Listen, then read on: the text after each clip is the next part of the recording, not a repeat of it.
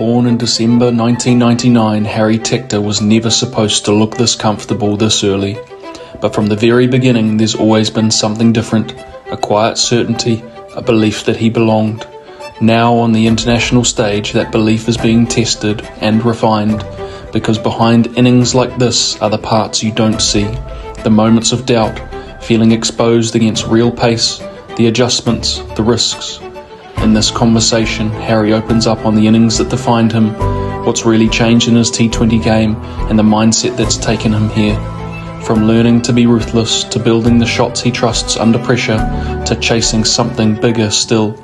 This is the story behind the runs, and it's only just getting started. I targeted the Ireland players, but what was really upsetting me then was the fact that I knew I was playing badly, and I knew that bad habits had creeped into my game. Whereas when I first started playing international cricket, I felt like really exposed to the short ball. The uptick in your form in T20 internationals, are you able to go into any detail as to what you think's behind that? Have you put any more focus into it? Is your game plan tinkered with or anything like that? Well, I have to be selfish. I've got to go out there and try and score runs. Really, the answer is hard work, because you need your body to default to what it thinks is habit. Like, I can only switch it because in our house at home, essentially it would be a patio, and the offside would be like our bedroom windows. So there'd be like not much value in hitting through the offside, but the leg side was open. But if you hit it over our bedrooms and like over the roof, you could run like a 10, So it was pretty difficult to slice it up at over points, but you could do it if you whacked it lefty. I haven't scored a test 100, for example. Like, that's something I want to do. When it comes to your best T20 international innings, what would you have like a most memorable one that you've played to date? Harry joined me for a chat on St. Paddy's Day, the 17th of March, after he'd returned home from the T20 World Cup, and I kicked things off by asking how he goes about reviewing his performances. It's like after a big tournament or a big tour, like a summer, say, I always find I like to have like a week or two to just decompress, like process like how the World Cup in this instance went and that whole tour went, like review what I could have maybe done better, or what maybe we as a team could have done better, and then sort of take that time, like put the gear away, and then sort of maybe like start to think about how I want to approach like this next training block, say, and like few bits that I want to maybe improve on or focus on, and like with an eye on like the games we have coming up, we've got test matches summer or ODIs, getting back into that because we've got a qualifier like sort of at some stage in 2027. So like trying to work back from that and think about the things that I need in my game to be successful, and then start to formulate a sort of like a plan. So I use that's sort of how I would use that time. But like we do have a fair idea of our schedule. It's just not public. Yeah, sure. Okay, well, that's good. Just on that sort of reflecting on performance, I think it's a challenge that a lot of players face is, trying not to be too emotional at the time, I guess, in terms of reflecting too early. It must be nice to get a little bit of space, like you're talking about, have that time to, be a little bit more, offer some sort of perspective to the performance. So do you have a process in particular that you follow when you're reviewing those types of things? Not really. Like, no, I wouldn't like do it the same way every time. When I was younger, I think what my great strength was, like when I was sort of in my late teens and then, early 20s, I would always come away from tours, be it underage or early Ireland tours, and I'd notice where my game was lacking. Like always, there would always be one or two things that I'd take away from either what another player did or maybe what I couldn't do. And then I would know straight away, so then I could improve it. Like, when you're that age as well, like I'm still pretty young, but when you're that age, like 18, 19, 20, you can improve really quickly with like hard work, but you have to be honest with yourself about where you're poor, I think. or where you're lacking. And that was always a strength of mine, being able to identify areas where I was weaker, that I had to improve. And I wasn't afraid of being exposed, like in practice or looking bad or being worried about a coach, like thinking I'm no good or whatever. I was never concerned about that. But that is a skill, you know. Whereas now, like, I wouldn't have that same sense of exposure, like when I bat. Like I wouldn't like. Whereas when I first started playing international cricket, I felt like really exposed to the short ball because I'd never really experienced like high pace and being it. Whereas I can play that sort of bowling now or whatever. So it's like you're looking for more minute gains now, and like yeah, and like it's a bit more like how I approach things would be a bit more mental. Am I in the right headspace? Was I doing all the right things to go out there and perform? You know, so it's changed and it changed, and I'm sure it'll change again. But that's sort of yeah. I to answer your question, I don't have one specific process. Great, man. And you touched on you seem to naturally had an ability to, I guess, not be too phased by who's around you. And you talked about, not being too worried about being exposed in training. I would say that's definitely unusual for the players I've worked with. People are quite commonly fearful of, I guess, other people's thoughts. So for you, is there anything in behind that, do you think, growing up, maybe the way you were brought up, or anything that's allowed you to be just really confident in your own skin? Um, yeah, to be honest, I don't know. It's a good question. I wasn't like super confident when I was growing up or anything like that. I always knew I was like good or good amongst my peers or whatever. Then and I was always one of the better players in my age group. But when you are like a better younger player, you're always exposed. So then you go up a level, and you're not as good at under 17s when you're 15 or under 19s when you're 15.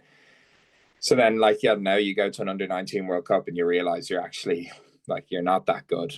That's what happened to me when I was 16. But at least I knew when I was at the next one where I had to get to, and then yeah, like it is. You have to be confident. I think when you're dealing with coaches, like they'll always respond.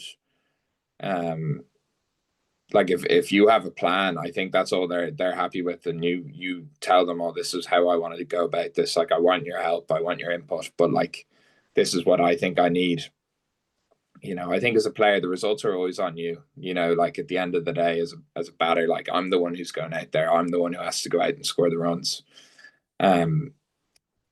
So like if that is the case, I want to do it on my own terms, and I don't want to just do what a coach thinks I should do, because like I was always of the opinion that no one would know my game better than me, even though I had some brilliant coaches and I like love working with them, and you always take their advice on board, but you also have to be able to know when they might be wrong, because they don't know everything either. So it's trying to filter information and take the good stuff, and maybe the stuff that you don't agree with, not being rude about it, just sort of saying, yeah, think about it, and then actually just park it because it doesn't work for you. And I've always been good at that. Yeah.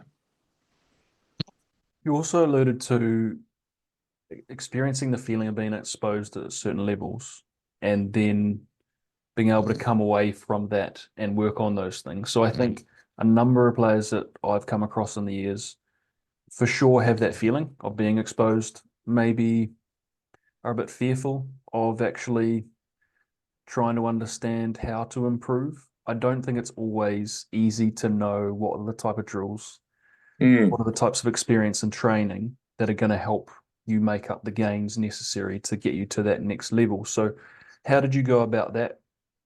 Yeah, it's a good question. I did have some brilliant coaching, like, so like that does help. Like even when I was a kid, like starting with like Kamal Merchant, who always like he's very like as a 8 to 16, he drilled technique. So I always had a decent basis to work with, I guess. But even with the academy, when I was getting a bit older through the age groups with like Ryan Eagleson, Craig Hogan, like Pete and Jonesy and Jonty and guys like that, were always encouraging and would challenge you and try and push you like in a certain direction, be it against spin or seam. But yeah, I think the biggest jump I made was when I was probably exposed to like pace, and I think the better players can just, and you don't get that in Ireland, and you don't like that high pace all the time anyway, and you don't get like learning to play off the back foot, say, in Ireland as a young kid. So that's, but also like that practice in itself isn't fun at the start anyway, or you've got to enjoy that practice. And even though that it's a bit grim, and now like you get hit and you have to wear it, or I certainly did, and you have to get on the machine and be uncomfortable and be okay with like failing, and like, you know, just being uncomfortable doing it, because you get better. But like it's not necessarily fun getting hit at, you know, 85 miles an hour like in the ribs, you know. It's not fun, but it was always something I enjoyed, you know, like that grind of trying to improve, and then seeing the like the accumulation of little gains, you know, and then you pull off the shot. Like when I was like 18 or something, 17, maybe playing with you with the Knights. I remember we played the Warriors at Stormont, facing Youngie for the first time, and he was the fastest bowler in Ireland. I pulled him for 4, like instinctively, and like that's, you know, I could start to see my game coming together, you know. So like I always enjoyed that. So it's probably a balance of like coaches pushing me in a certain direction and me wanting to do it as well, you know, and wanting the work, you know. So it was a balance, because like guys like Graham Ford, like he was a genius, like, and a brilliant coach, but he would only say like 3 or 4 things over and over again, like talk about your shoulders or your head position, or and your front side. Pretty much, like that's pretty much what he would say over and over again, be it whatever drill, like you're pulling or driving or playing spin. He would only say focus on those 3 things, really, like they were his go-tos. And it took me so long to understand what he was saying, like over like 18 months. But then once it clicks, it all makes sense. Like in batting, it's almost like, you know, the technical point of it anyway is, you know, it makes sense. And I love that stuff. Like I love technique and watching other players and watching TV and seeing what other guys do or how they sync it up. Like I think it's fascinating, you know. So I've always enjoyed like the technical bit. So I enjoy the work. That's quality, man. Thank you for sharing that. Yeah, it wouldn't be anyone's favorite training, I would have thought. No, yeah, I don't do it much anymore now. But when I was younger, I did it. Like I would, you know, just get in there and eat it, you know. But it was good. Like it was good for you. Like enjoyed it. Did you start it all with tennis balls just to try and slowly build up the Yeah. I, confidence? to be honest, I struggle to remember like, because I obviously always did it growing up. Like you get exposed to it or whatever. But I think 40, when I noticed a big 40, that's the drill I did with 40. And now, like every session, I do that tennis ball drill with the racket and from like 8 yards and you hit it. And that's like one of the only drills I do every session. But that was his big one, you know, like that. Like, and if force you to pick your hands up, but then, you know, it can only go so far, because you get used because you're hitting with that drill, but you also need to learn how to play line and play different heights and get comfortable what balls you actually should attack and what balls you should defend and stuff. So I feel like that stuff you need. Like I some people don't like the bowling machine for practice. I think it's brilliant. I think it grooves so much, but the work has to be purposeful on it. Like I would never just hit 70-mile-an-hour half volleys, but if you're trying to grind a trigger or your movements or something like that, I think the bowling machine is first class. I love it. Yeah. Yeah, that's great. You mentioned, just for the sake of the listeners and viewers, with that type of drill you're talking about, you mentioned with 40 getting tennis balls. Is 40 bouncing that in front of himself, then hitting it on the half volley and hitting you on the full? Is that the idea? Yeah. Yeah. Yeah. That's it. And Yeah. then So at it's any fun. stage, are you looking to evade or are you always looking to attack the pull? Nah, yeah. For that drill, I'd always be looking to hit. Yeah, and that now, like you progress it, so I'm good at that drill now. So like now I pick up line, or like I'd change it from like over and around, say like to simulate a left armer, or right arm bowler, but then like, you know, trying to pick up line early. Say in T20, it's more important, say like the ball that's in at your rib cage or your hip that you can sort of pick up over like backward square leg, fine leg for six. Like that's what I would look for now with that drill, like that specific ball or a specific line. And then on the versus, like if it was test match or build up for that, like being very selective of the balls you pull, not pulling outside your like high end right or whatever, you know. So trying to be good at like selecting line and making good decisions. That's all batting is really, isn't it? Like good decisions. But yeah, that's yeah, half volley. Yeah, that's why Wills like that was one of our big steps to get over, because Wills he couldn't get the tennis racket. He just couldn't get he couldn't be accurate enough. So now he does it with his bat, which works. He's so much more accurate with his fielding bat. And so that's what he does. But it's the same principle. But yeah, we used to laugh a lot because he used to slice it, whereas 40 was a very good tennis player. And it does make a difference because that drill is about, like, you need volume. Like if you have a bag of 10 or 12 balls and you're only hitting one or two because the person who's hitting isn't accurate, the drill is worthless. So you need to be accurate. My brother Tim is brilliant. Like but he was a good tennis player. So, but like he can hit with pace, you know, whereas Iggy's good. There's a few guys in our setup who are good, but yeah, Tim is tip top. Wills with the racket is in a close second, or with the half bat. That's brilliant attention to detail. I'm interested when you're talking about line now. So when you're talking about preparing for different formats, you're talking about the delivery that's high and say outside the line of your right like shoulder. It's yeah, like it's different. Like yeah, exactly. Like, but for a left arm over bowler like that would be a ball I'd be really careful of pulling, because like we're into it now, but we're into the weeds now. But like that ball is wider on you than you think. You know, that's why it's such a good ball, and I'd be conscious of edging that straight up. Whereas like the left arm over that misses on your left, like on your left eye, this side is a crap ball, and you can hit that for 4 or 6 or whatever, unless he has like the field set for it or something. But yeah, like trying to be real selective on line or like on height. If in more, it's more important in the test stuff, like where you're getting like that short ball field or whatever that you face. I think you have to be so selective on what you pull, what you don't, what you ride. And I find that drill really good for it. But, you know, it only goes so far, you know, because it's not out the hand and it's not, you know, but it is, yeah, judging line, like that right, high and right ball outside my right eye. Like I would be conscious of it getting too big on me. But I'm quite a tall guy, so I would rarely get that ball, you know, or I'd rarely struggle with that ball, particularly from a right arm over. And so let's say you're facing a left arm over and he's going away from you. And it's sort of outside your comfortable area of pulling.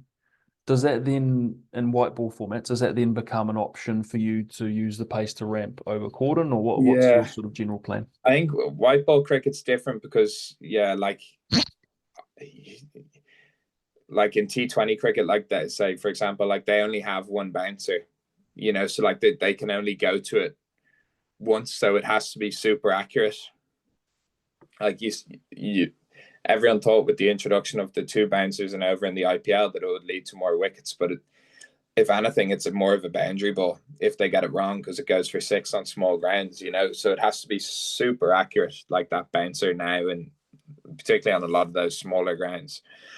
So I wouldn't be as conscious of line in T20, say, because like a lot of the batting might be premeditated. You might be thinking he's setting it up for the short ball, so you're looking for it and then you're just committing to it regardless of where it is. Or you know, you might be looking to open up the offside, or you know, whatever it is. So I wouldn't be as conscious of it as I would say in a test match where they have the short ball field, and I think I you know, I feel like I have to be very selective and lines, you know. So it's different. But in T20 I don't feel like you have the luxury to be defending a ball that's not in the perfect spot, you know. So Perfect, man. Thanks for going into that detail. I think most of the players I work with are inexperienced in that perspective when it comes to the short ball. So that type of detail is brilliantly helpful when it comes to them sort of improving their games. Quick one before we get back into it. If you're doing the physical, technical, tactical training, but are still not scoring the runs you believe you deserve, I've got the missing piece for you. Most batsmen think the mental game is just about being tougher. It's not. It's a trainable skill. That's why I'm involved in Headstance. It's an app built specifically for cricketers with short guided visualizations and meditations to help you stay present, handle pressure, and trust your instincts when it matters. If the mental side of the game is one of the 4 pillars that you're struggling to train, Headstance fills that void and fits nicely into your weekly routine. Train your mind like you train your batting and let the runs take care of themselves. When it comes to your best T20 international innings, would you have like a most memorable one that you've played to date? Yeah, I guess, most memorable, most memorable would probably be like I got like 60 against India, like of maybe striking at like 200 in a 12 over game. But that was the first time I had played India and first big game in Malahide. So like that was like, that was what I always wanted to do. And, big crowd, big game, big players, so that was great. But then like sometimes I think like my best innings is of when I've come in like a run chase and got like 25 off 12, and like hit the shots that were necessary to win the game at the time. So it's funny. I'm not sure I could pinpoint my best innings, but my most memorable one was definitely that. But then, I feel like my T20 cricket's improved a lot over the last 15 months. So I've played well recently, like against England, Bangladesh, like Italy, like teams like that where I perform well, or even knocks where you don't contribute as much, but in terms of the volume of runs, but you're playing the right way. I get as much satisfaction out of that, but I do enjoy like just playing well and hitting the correct shots at the right time, like as much as the actual act of scoring runs and doing the right thing for your team. Or I just like the batting element of like hitting the shots and performing under pressure and making correct decisions. So I like that as much as like the actual 60 off 30 or whatever. You touched on the uptick in your form in T20 internationals. Are you able to go into any detail as to what you think's behind that? Have you put any more focus into it? Is your game plan tinkered with or anything like that? Well, I made the shift to 3, like the start of 2025, around or whenever after the 2024 World Cup. I think I would have batted from 3 since then. So that's like naturally you're in the power play earlier, so there's going to be a response to that. But I think now I think when I was younger, I would have, and I didn't know my game as well. I would have, in T20 cricket in particular, I wanted to hit every shot, and I felt like I was good enough to hit every shot, and I probably sometimes would let my ego get in the way, or I'd want to hit the shot like first ball. And it's great to have that intent, but sometimes it's the wrong scenario or the wrong matchup, or whereas now, where it wouldn't be a great shot for me, but I'd still try and do it anyway. And whereas now, I think I would hit less shots, or in the last 15 months, I would try and hit less like low percentage shots for me, but my intent wouldn't change. Like I'm still looking to score and hit 4s and hit 6s, but I'd hit them on my terms, and I'd try and hit them or get out hitting the shots that I know will result to more success than failure for me, and be okay that if the bowler executes and I don't hit that ball for 4, being okay, because I would trust myself that they won't execute all the time and I will execute more than them. And literally just trying to do that, keep it as simple as possible, back my strengths, and be okay like not being able to sweep the ball behind square on the leg side off spinner, pretty much. Like that would be it for me, like whereas like I want to hit that shot, but I'm just not as good at that shot as other shots. So being okay, like just shelving it a little bit, you know. So it sounds like more of that understanding of strengths and weaknesses and how to, yeah, pick your moments by the sounds of it. Yeah, it is. It is. And look, you need to be good at the shots to hit them, like in T20 cricket, you know. So because the like, I think T20 cricket, like you do have to hit sixes and you have to hit fours. Like that's the best way to lift the run rate. You know, like twos are great and all, and they have their place as we saw in the World Cup. But like 3 twos or 1 6, you know, it's so much easier to just execute that one shot. So constantly looking for that, and if it's not there, then try and work around it. But having the intent to hit that shot is important. That's brilliant, man. Just want to switch to tactically now. So you actually alluded to this before, but from a young age, certainly since I've been following your progress and playing alongside you, you've always had a real knack of watching bowlers closely, even in matches where you're not playing, studying their actions. So what is it that you're trying to achieve in doing that when you're trying to study a bowler? You talked about watching guys on TV, that type of thing. What are you really trying to get to the crux of? A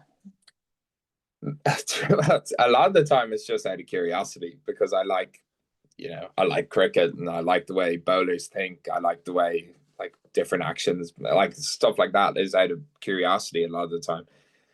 Um, I guess if you're talking about how I would break down like a bowler that I was going to try and play or something, like uh, I don't really know. Like I wouldn't read into it too much, to be honest. Like I wouldn't be like, oh, this is the away swinger or whatever. Like I would often just back my instincts to pick them up, like picking a googly. Like I wouldn't be zooming in on the footage loads like pre-game to try and see his pinky is up or whatever. Like I'm really not good at that. Whereas I've often find like I would just pick it, you know. So I'm not sure how much that helps, you know. But like there are tricks, you know, to like a bowler with a really good googly, um, for example, like you might be able to tell if you're not picking them out of the hand. You can see the spin on the ball, or like the very best leg spinners in the world, say, who bowl googlies, like they rarely miss their line.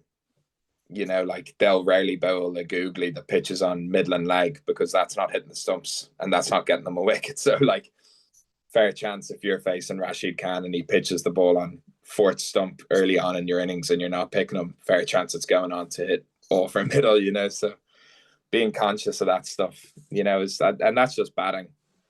And like that's the art of batting, you know, being conscious of this stuff and trying to make good decisions. And um yeah, that's, so I wouldn't put too much like emphasis on analysis. And even though I do it, and it's important particularly for bowlers you haven't seen before, but it's always important to be able to adapt as well, I think, and just play what's coming in at you, watch the ball coming out of the hand. I think that's the most important thing. That's awesome.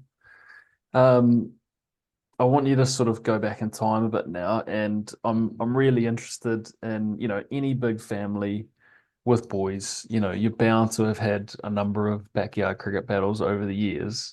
I can only imagine how competitive they've been.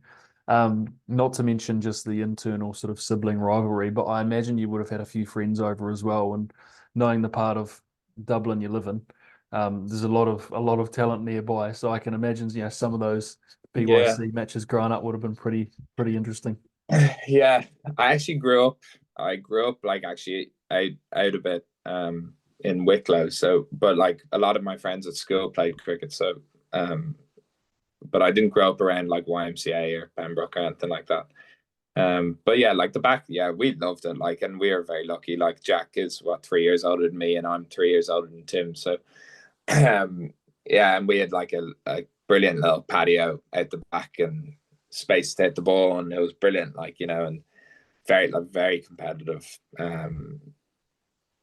But like yeah, so you just play for hours. Like even in the nets in YM, like Stumpy or like test matches off half the pitch, like with my mates, you know, Sam Streak. And guys who played underage cricket for Ireland who didn't necessarily go on to play for Ireland, but we're all brilliant cricketers, successful underage like teams that won all Irelands and stuff. So we were very good, young players, but we literally just spent all the time in the nets, like not training really, like, but just playing stumpy or quick pickup matches. Or in YM we had a hockey pitch, and you just play around, like try and smash the ball onto the hockey pitch, or just like playing. But that's when you're like, they're your formative years, you're trying to learn the most. So I loved it, like, and even like small things now, like I still can, like, I don't play it anymore, but in nets, like I'll mess around with switch hitting, but like I can only switch hit because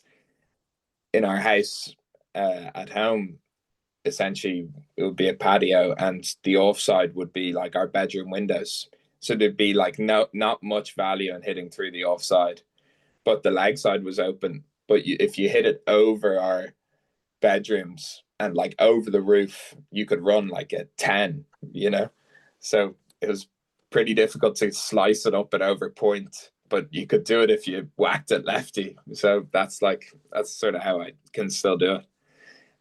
But yeah, I loved it. Like, and even like, yeah, I remember like playing stumpy with their back garden cricket with Josh Little, like in his house, which backed onto the beach, and you'd just be trying to absolutely murder the ball onto the beach, and we'd just play for hours. It's great, like great fun, great memories. But yeah, like you don't think you're learning much at the time, but you're just hitting balls, bowling. It's great. Loved it. 100%. It's like that. Clearly, the competitive element is massive, right? But you're also playing in, your rules are amended, right? And you've got to problem solve, right? Like you were Yeah. saying there with the switch hit and the benefits of being able to get it over the house. Yeah. It's the same type of stuff you're having to face ultimately when you're in international cricket and you're facing guys you haven't faced before, right? So I do think from a lot of the guys I talk to, it's probably underestimated the impact that type of fun activity has in years, right? For sure. Yeah. Moving now to your time sort of coming through the system, as you touched on, two under-19 World Cups. You came into the Irish Inter-Pro system as a very young teenager, playing alongside some, really experienced heads. Um, how did that coming through the system young, having to continually learn on your feet, never being allowed to almost get comfortable at your own level. Yeah. How has that sort of helped progress you into international cricket at the age of 19? I think like I was having this conversation with someone recently, but I think I was really lucky. Like in terms of my timing, like the Shapoorji Palanji Academy, like that literally started when I was 12, and I was like in the first intake of that with guys who were like 19 or 20, and like you would do national weekends with those guys, so like you would be exposed the odd time to facing someone who was bowling for the under 19s or Ireland A, and as like a 12 or 13-year-old you're exposed, so that was brilliant for me. And then in terms of just the access, like the access to the coaches and the time, like the amount of time I could spend hitting balls with coaches, like sometimes that's underestimated, like how much you just have to hit. Like I when I was at school, like from 12 to 18, like I would during the winter, like I would hit at least 3 or 4 times a week while I was at school, and then obviously in the summer I would bat every day, um, just because I wanted to and I could.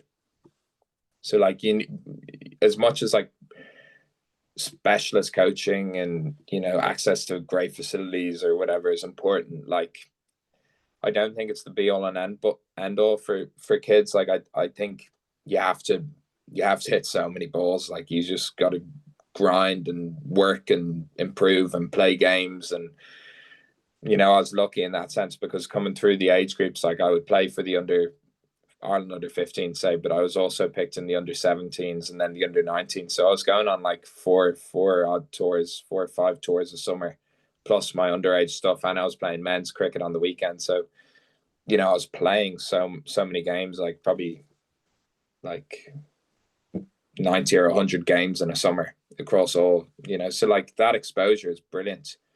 And I loved it, I wanted to do it. I was wrecked, but like I loved it. So you improve rapidly at that age, and then coming into the Interpros, I think by the time I maybe played 1 year of the Interpros and I enjoyed it when I was like 17, but when I was 18 and I went to the under-19 World Cup that winter, and then playing in the Knights, and in that, like, the Knights were probably the poorest out of the three teams at that time. And we didn't have any senior Irish players, but it felt like we were playing like the Warriors had a brilliant attack. Youngie, Davy Ska, Tomo, Scra. It's like that's a really good four, and then the Lightning are naturally always going to be strong. So, I was like, and I loved the challenge of playing against them, and then eventually you start to play well, and then like you start to think, oh, I could get picked in an Irish team, or you go on an A-team tour and it goes well, you score some runs, and you fail a bit, obviously. And then when I was 19, I just sort of like, I knew I got 100 against Sri Lanka on a tour where I did poorly, but I managed to get 100. And then that summer, there's Gabby. Hang on, she's coming in. Hey, sorry, you're fine. I'm just on this call. Yeah. You can get a surprise guest. Yeah, I've got a few questions, by the way. Yeah. Go. She could answer the batting questions better than I could. But yeah, that summer I just I really targeted the Ireland players in the team, like and I've said this to them now, but I was gunning for Purdy, like I wanted his spot. He was batting at 4, but I knew like the only way for me to do that was to just go out there and score runs, and I had you're trying to take William Porterfield's place, so like you got to play well, you've got to score the runs, you've got to go for him, like really. Like no one's going to hand you his spot, and you've got to go out and score the runs. And I think that was good for me, but I always had that, I always liked that pressure of needing to score runs. If you going out there and you're batting and like selections happen in a few days, like go out there and tell them you're not picked, like give them a reason to, like I want Andrew White to tell me why I'm not picked, but there shouldn't be an excuse, and I like that pressure. And then, just, you go out there and you do it. That's like, that's cricket. But I like the heat of that moment of coming through and trying to take someone's spot, and, trying to perform under that pressure. I've really enjoyed that. I've kept that with me, like you always feel like you're pushing, which I enjoy. And so just on that, now you're an incumbent. How does that mindset just slightly shift for you to try and get the most out of yourself? Yeah, it's a good question. Like I would always say, like if you're an Irish international cricketer, and you're in the, let's say you're in the team like me, if I'm worried that there's someone else, and there will be eventually, someone will come and take my place, and I'll hope they don't, but that's just the cycle of sport, isn't it? I'm not worried about the person behind me. I'm trying to chase guys who are the best in the world, and you always go into your contract meetings with Ireland and they'll pull your stats up against the best number 4s in the world in ODI cricket, T20 cricket, Test cricket, and you're held to that level, and that's fine. That's what I do. So that's what I chase. I don't worry about guys who are batting at 4 in the Interpros, as much as like when I was at 4 in the Interpros, I was chasing me. I adjust, and that's the level I'm trying to chase. Well, the edge. Moving on to ODIs now, which you've just kind of alluded to there. And you average in excess of 46. I'm not sure how much of a numbers man you really are, but from my perspective, when you're averaging high 40s, mid high 40s, it just talks to the fact that you're doing it consistently. And also when you're having a good day, you're maximizing that day and trying to get the most out of that day, right? So what's been the key for you for that level of consistency in that particular format? Yeah. Well, I think like fundamentally that's the most cricket. That's the format I've played the most. You know, like growing up, you play 50 over cricket, which you certainly did. And yeah, I think it just suits my style of, like, I feel like T20. I really have to push myself to play a high tempo, um, which is good, and I enjoy that. But 50 over cricket, I like the way, yeah, you still have to play, but there's time, you have to value your defense as well. So it's a nice blend, but it's just the cricket I grew up playing. So naturally, I'm probably most comfortable playing it. But yeah, 50, like the average is, like sometimes those numbers can be distorted by not outs and stuff, but it's always a number that I feel like, as a top order batsman in 50 over cricket, test cricket, where volume of runs is important. That's the number I would chase. Generally I want to be in and around that. I want to get my test numbers up there. Test cricket's so hard, like it's so hard, and it's brilliant. But yeah, it's like I think I have a very solid game, and my game's improved a lot. My defense is good, which you need in 50 over cricket, and you need to be able to trust your defense. And then, yeah, I don't really know, to be honest. Like, I just, I go out there and try to do the best for the team in that, like, innings. But, for me to do that, I have to be selfish. I've got to go out there and try and score runs, not, let someone else do that, really. I'm the number 4 batsman or number 3 batsman. My job is to score runs. So when I get in, I think that's what I've done well, like particularly in the second half of the ODIs I think I've played 50 odd. I've managed that when I do get the opportunity to get to 20 or 30, I would be really, really disappointed if I got out, particularly in the first innings, like not converting that, because like anyone can get low scores, that's fine. But when you get to 30, when you get to 50, 70, you need to go big, big, big. And you've done the hard work. So you're just batting, then making good decisions, good options, But I love it. Yeah, it's a great format. Like, I think I'd love to play more of it. But yeah, it's like it's great, and it's the format I grew up watching the Irish team do well in as well. So that plays a part in it, and getting to bat with guys that I grew up like looking up to, particularly early on, like Sterlo, like Purdy. Even though I said I was going for his place, I actually played a lot with Purdy at the start. Kevy. So you learn a lot from those guys, and you enjoy it. Like, I loved batting with them, so like, yeah, I've really enjoyed it.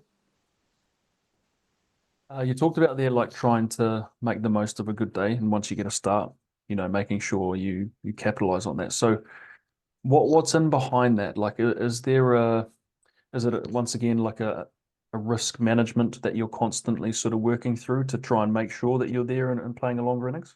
I think so. I think in 50 over cricket, yeah, I think what some guys who might struggle, or what I would deem as struggles, I think some guys get their tempo wrong. I think that's where 50 over cricket can be hard. I think the good ones never look fussed. They'll just bat in the gear that is needed.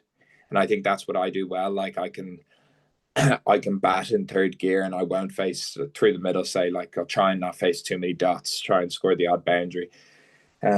Whereas I think some guys say they might be flying in the power play and they're sort of 40 off 30, but then they struggle to drop down the gears. So they'll either keep going, or they'll more likely get out because they're batting at too high a tempo. And I think being able to identify periods in the game where you have to go up the gears and really, right, where you're like, I bat a 4, so we're 120 for 2 off 30, good platform going at 4 and over. But it's now my job to lift that, to get it to go up, and being able to do that quickly and not face dots, not put pressure on the other end, but also not get out. And then other times you might be a couple down early, and being able to absorb that pressure, bat for a period of time. but still score. And it's just like identifying situations, and that's where you draw on experience, I guess. So yeah, it's a balance. It is a balance, but I feel like that's what I'm good at. Being able to identify different periods, or maybe different bowlers, or times in the game, like 50 over cricket's changing. There's new ball thing. I think that'll change the game at 35 overs. Being able to maybe get ahead of that, or you're batting between 30 and 40, where the extra fielder's still in the ring, trying to maximize the 4 out and before the 5 go out, and the ball's still hard, like little things like that. But yeah, you need the game to do it. Also, like, ultimately batting is bad. Bowlers are trying to get you out, so you need to be able to trust your defense and score around that. Simple, obviously, but yeah, that's what I feel like I do well. Be able to judge the periods, go up and down the gears. You mentioned averages might be inflated by not outs, but I did want to make the point, right?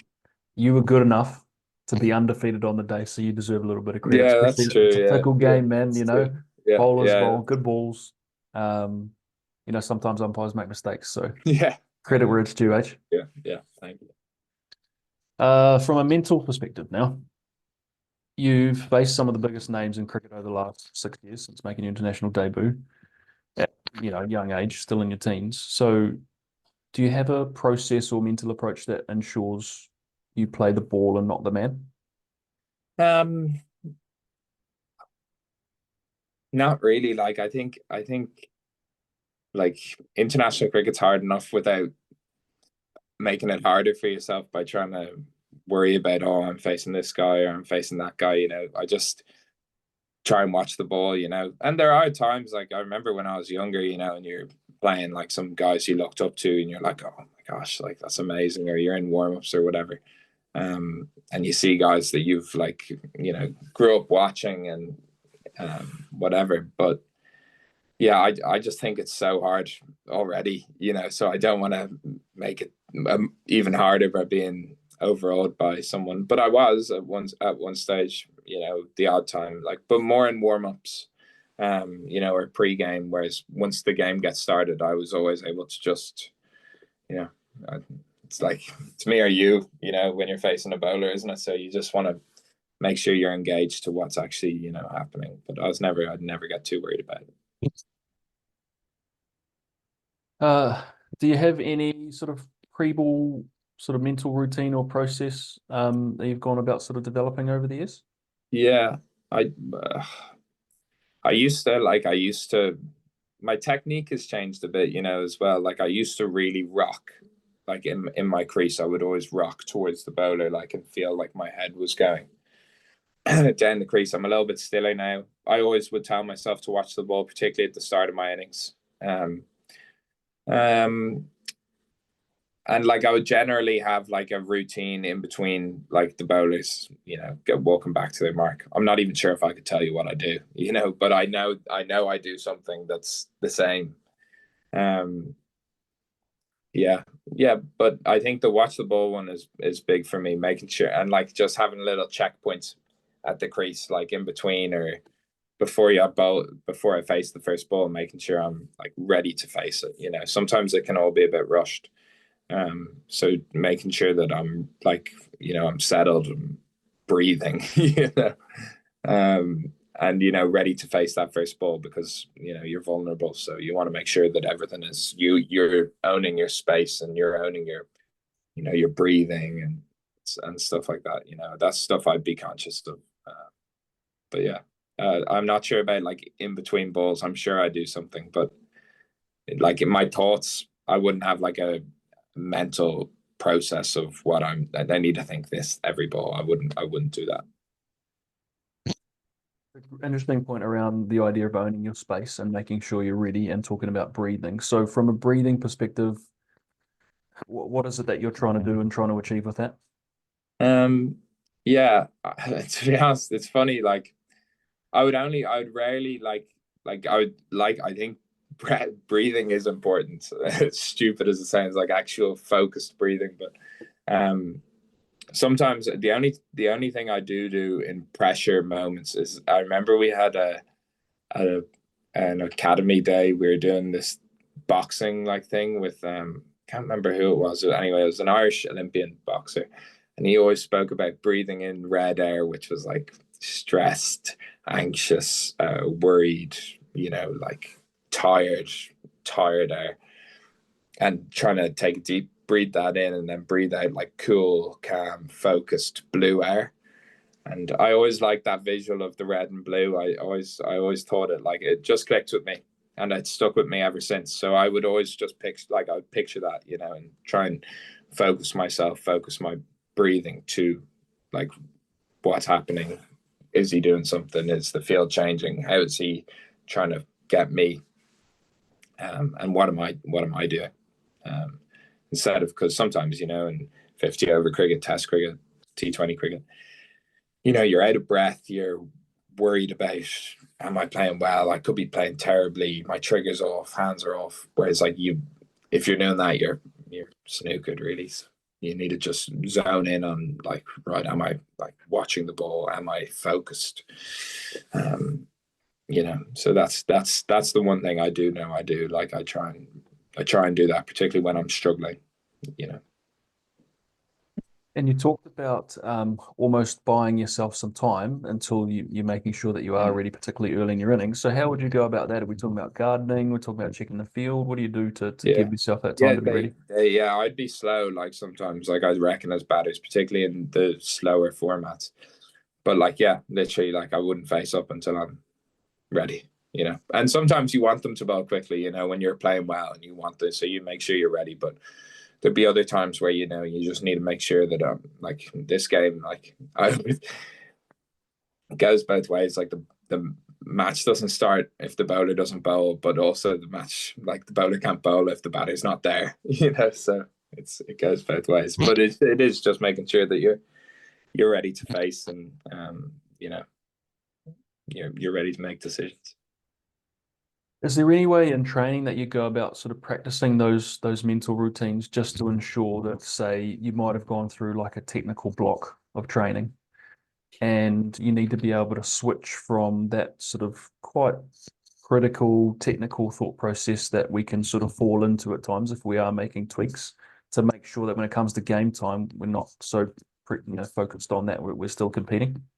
Yeah, it's difficult, particularly if you're making like those technical changes, like particularly if they're bigger ones, like a trigger movement or a grip or backlift or something, because like your body will default to like what you've done under pressure, so it's trying to simulate that, which is where I think that's where I think you have to groove. Like that's why I think practice is important for those technical aspects. You have to groove those.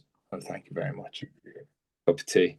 That's where I feel like you've got to groove like those things so they become habit. You can't just hope that these things will just happen by chance. Even if you hit a few balls and you're happy with how your hands look, you've got to hit lots and lots of balls, in my opinion, if you're going to make these technical changes. You have to. So really the answer is hard work, because you need your body to default to what it thinks is habit. And so for me, how I would have done it in the past is like really, really critical technical analysis, like in training, like, am I doing exactly what I want to be doing here, like from a technical point of view? And then just repeating it over and over again until you're happy with it in practice and that it will hold up in a game.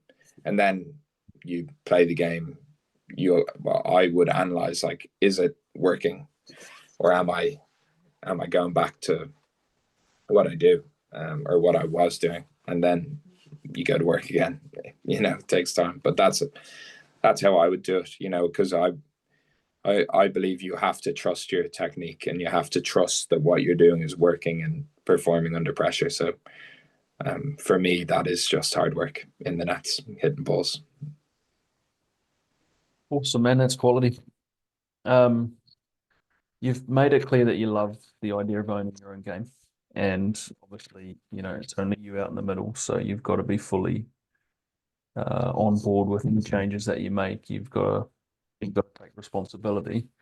But if things are going tough for you, you're having a rough patch, maybe confidence is a little low, is there anyone or any way you sort of work through like a sounding board just to make sure you get back to the right things that make you what you are? Yeah, it's really hard. Like, bad form is really difficult. I think earlier on in my career, I would have worried about it more, like from a point of view of like, oh, am I good enough? Am I capable of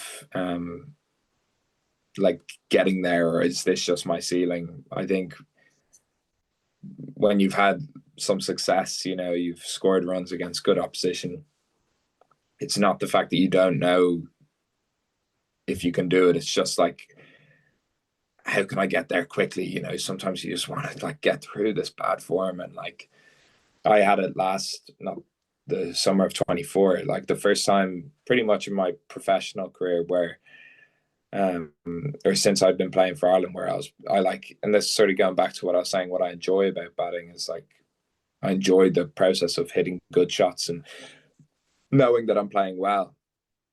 Whereas I think the thing with bad form, I don't mind bad form because I know I'm a good player, and you know, eventually I'll score runs again if I'm doing the right things and playing the right way and thinking the right way. But what was really upsetting me then was the fact that I knew I was playing badly, and I knew that bad habits had creeped into my game. And that upset me because like, it's part of life, obviously, in your game, and you try it, like, and it comes from a place of me trying to get better, you know, that those bad habits crept in. But what frustrated me was like things that I was good at, you know, or was good at in the past, in say the previous 4 years, suddenly I was doing really poorly, and that would frustrate me. So that would disappoint me more. So yeah, form I don't mind. It's more like the actual dismissals or trends, or you know, poor technique or poor decisions that would frustrate me more. And getting out of it is hard. Like, you know, you need coaching. I found that I have to just, it is a balance, because you can't just endlessly pound balls like, you know, for no reason until, you know, you find form, because no time in the nets can replicate time in the middle. You know, you find form in the middle, so you have to score the runs. But it is, yeah, it's a challenge. You know, sometimes it's a blessing with Gabby playing cricket, you know, that she obviously understands that stuff. But the flip side is she understands that I'm in bad form as well, you know, so there's a to and fro, you know, because, you know, she knows you're in bad form, but she does know you're in bad form. So you get the sympathy, but you also know that she knows.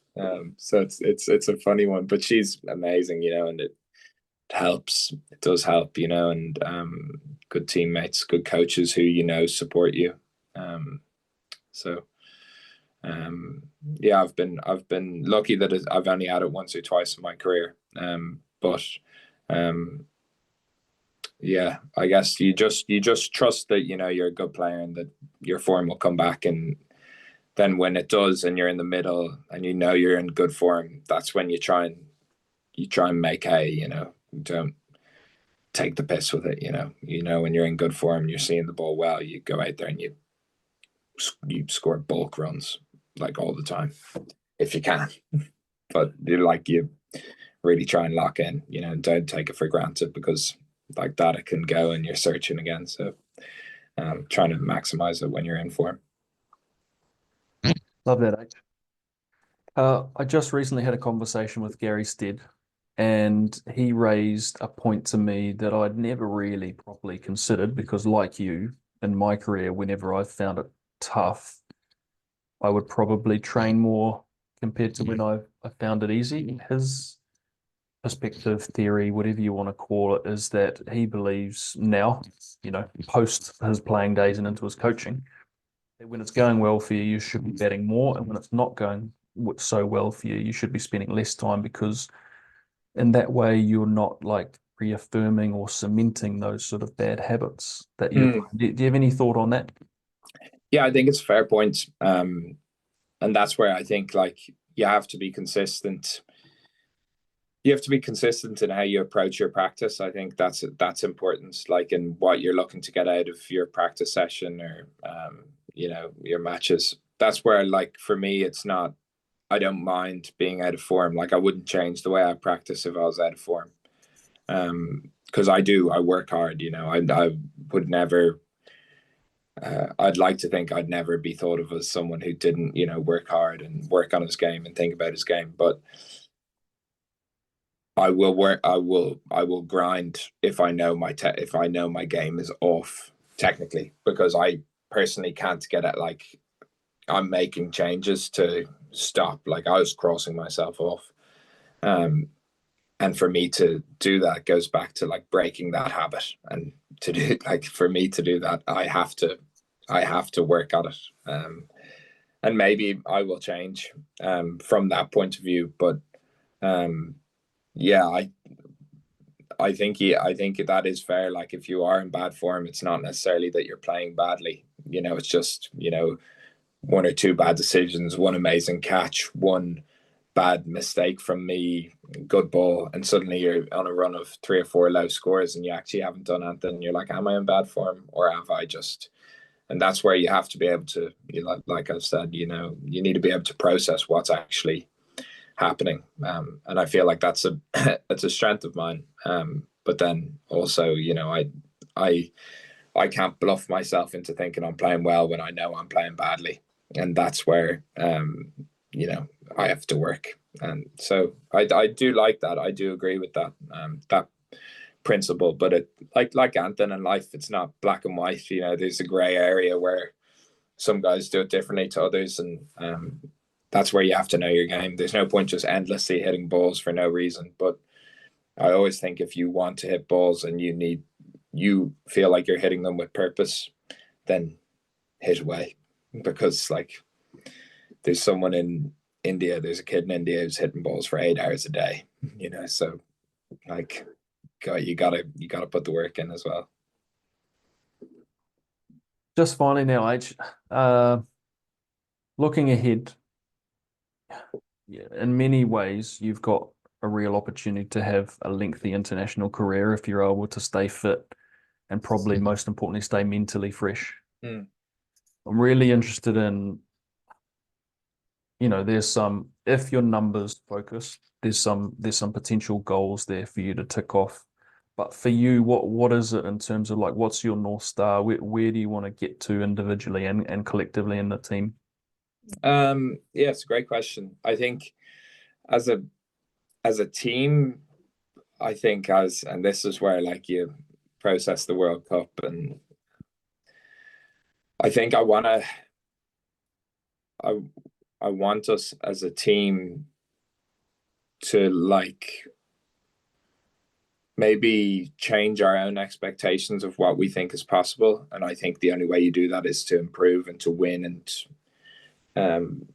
I think, like, even our under-19s are a great example of what can happen. Like, my under-19s finished 13th, then the next one finished 12th, then they finished 10th, then they finished 7th, and then this year they finished 10th. But I know the goal this year for the under-19s was to get to a semi-final.